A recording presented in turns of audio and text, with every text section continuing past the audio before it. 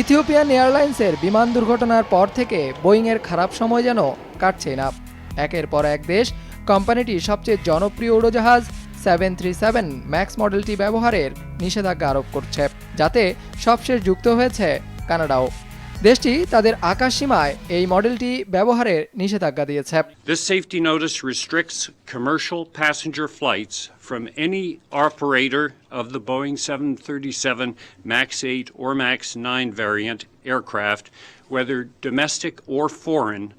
দেশটি বলছে, ইন্দোনেশিয়ার লায়ন এয়ারের বিমান দুর্ঘটনা ও ইথিওপিয়ার উড়োজাহাজ বিধ্বস্ত হবার ঘটনা দুটি প্রায় একই রকম, যেখানে 737 ম্যাক্স 8-এর স্বনিয়ন্ত্রিত সফটওয়্যার সিস্টেম পাইলটের নির্দেশকে অমান্য করেছে এবং তা ঠিক করতে গেলে বিমানটি নিয়ন্ত্রণ হারিয়ে ফেলে। The angle of attack sensor was faulty on the Indonesian flight and essentially gave the impression that the nose was too high.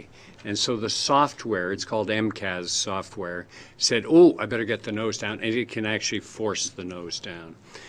And the pilot said, no, it's not too high, so he countered that. And then a number of seconds later, the MCAS software kicked in again and tried to force it down again. And he said, no, I got to climb. And eventually, unfortunately, the pilot lost that fight with this software. শুধু কানাডাই নয়, মার্কিন যুক্তরাষ্ট্র 737 max সিরিজের সব উড়োজাহাজই উড্ডয়নে অনির্দিষ্টকালের নিষেধাজ্ঞা দিয়েছে যাত্রীদের নিরাপত্তা নিশ্চিতে। We're going to be issuing an emergency order of prohibition to ground all flights of the 737 MAX 8 and the 737 MAX 9 and planes associated with that line. সব মিলিয়ে 66টি দেশ দুর্ঘটনার কবলে পড়া মডেলটি ব্যবহারে নিষেধাজ্ঞা দিল। শুধু তাই নয়, নরওয়েজিয়ান এয়ার বিমানটি ব্যবহার না করায় তাদের যে সমস্যা হচ্ছে তার ক্ষতিপূরণ চেয়েছে বোয়িংয়ের কাছ থেকে। It is quite obvious that we will not take the cost related to the new aircraft that we have to park temporarily. We will send this bill to those who produce this aircraft. এখানেই শেষ নয়, lion air বোয়িংকে দেয়া তার $22 billion ক্রয়াদেশ সরিয়ে নেবার কথা চিন্তাভাবনা শুরু করেছে। ম্যাক্সের সমস্যা সমাধানের আগ পর্যন্ত বোয়িংয়ের কাছ থেকে নতুন করে কোনো সরবরাহ না নেবার ঘোষণা দিয়েছে ভারতও। Of course, when we have not allowed anything in our sky, nothing can be allowed.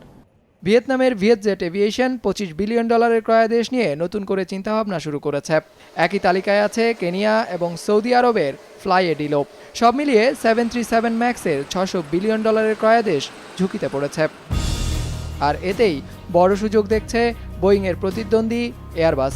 এরই মধ্যে চীন ও ইন্দোনেশিয়া এয়ারবাসের নিউ মডেলটি ব্যবহারে আগ্রহ দেখিয়েছে। একই সাথে চীনা প্রতিষ্ঠান কমেকও নিজের বাজার বাড়ানোর স্বপ্ন দেখছে। বিজনেস রিপোর্ট, মাছরাঙা টেলিভিশন।